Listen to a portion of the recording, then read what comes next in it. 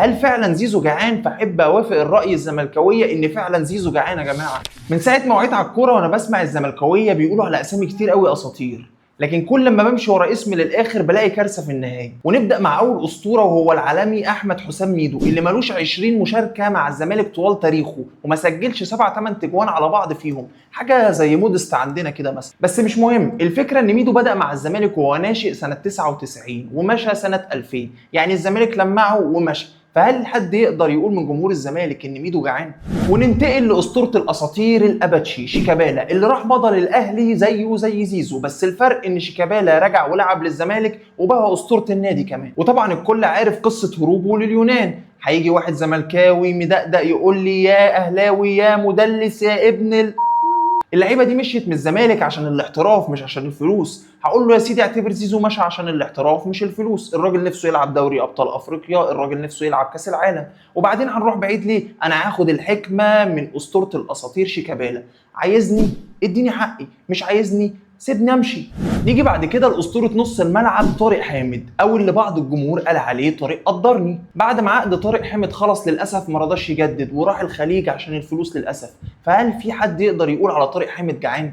وننتقل لمايسترو نص الملعب زميل طارق حامد وهو فرجاني ساسي اللي جاء اساسا بدعم من تركي آل الشيخ. وبعد ما تركي آل الشيخ شال ايده وفرجاني عقده خلص ما رضاش يجدد. طب يا فرجاني كمل معانا لغايه نهائي الكاس، مفيش. طب يا فرجاني الفلوس مش كل حاجه، مفيش. ده انت ابن النادي وبتحب الزمالك، مفيش. طب الحاجه سناء بعت الحلق بتاعها يا فرجاني، مفيش. فهل في حد يقدر يقول فرجاني جعان؟ ونروح لبن شرقي اللي هو كمان عقده خلص ومشى فري والنادي ما استفادش وطبعا راح الخليج. واحد هيقول لي ده راح عشان الاحتراف. هفكرك يا بن قلبي يا عم عديها، الفلوس مش كل حاجه، مصر حلوه وجميله وبتحبك اهي.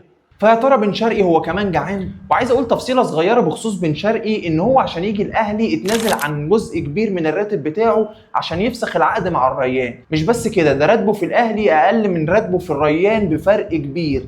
بمعنى تاني هو ضحى بتاريخه كامل مع الزمالك عشان خاطر يجي الاهلي ومش عشان الفلوس. وكفايه اساطير لحد كده وندخل في اهم لاعب وصانع التاريخ الحديث لنادي الزمالك، هو احمد السيد زيزو. والاول خلينا نعرف هو زيزو فعلا جعان واهم حاجه عنده الفلوس؟ فاحب ارد عليك بحاجات من ارض الواقع. زيزو هو في الزمالك جدد وهو جاي له عروض من الامارات والسعوديه وقطر والاهلي وبيراميدز. تخيل ان زيزو وصل الراتب بتاعه ل5 مليون دولار وما رضاش يمشي. فيبقى ده لعيب تقول عليه ان هو اهم حاجه عنده الفلوس؟ يبقى تفسر بايه انتقاله للاهلي؟ انا شايف الموضوع بسيط جدا وواضح. اللعيب بيلعب في فريق منتصف جدول، بدل ما بيلعب كونفدراليه نفسه يلعب دوري ابطال، نفسه يشارك في كاس العالم، نفسه بدل ما بياخد بطوله ولا بطولتين كل 3 4 سنين ياخد له 4 5 بطولات في السنه. وده مش متنافي تماما انه يكون عايز فلوس برضه او عايز فلوس اكتر. لكن السؤال المهم، هل اساسا في مشكله لو انا عايز انتقل من نادي لنادي عشان خاطر الفلوس؟ فاحب اقول لك لا، وان دي حاجه طبيعيه جدا في كل العالم.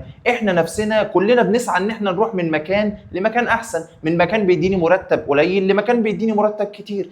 فدي حاجه مش عيب نهائي. واحد هيقول لي لا الطريقه اللي مشى بيها زيزو ما تليقش بنادي الزمالك. اقول لك لا، الرك مش عليه، الرك على الفاشل اللي ما قدرش يجدد له والفاشل اللي ما رضاش يبيعه. فيا ترى بعد ما عرفت حقيقه اساطير النادي بتاعك اللي نصهم هرب ونصهم مشى عشان فلوس اكتر، هل تقدر بمنظور الزملكاوي تقول على كل اساطير النادي انهم جعانين؟ ورساله الاهلاويه، هل فعلا زيزو جعان؟ فاحب اوافق الراي الزملكاويه ان فعلا زيزو جعان يا جماعه. زيزو جعان بطولات، جعان اعلانات، جعان شهره، جعان يتعامل مع مسؤولين محترمين، جعان يتعامل مع اداريين كلمتهم واحده، ده جعان حتى يتعامل مع جمهور قادر يحترمه ما ينفخش فيه على الفاضي، جمهور لما يختلف معاه ما يغلطش فيه وفي شرفه وفي اهله.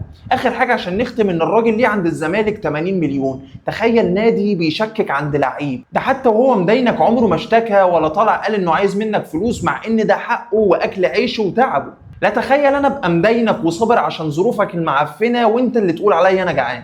لو عجبتكم الحلقه ما تنسوش تعملوا لي لايك وسبسكرايب وشير كتير، وتمسوا على اصحابكم الزملكاويه في الكومنتات، واشوفكم الحلقه الجايه على خير.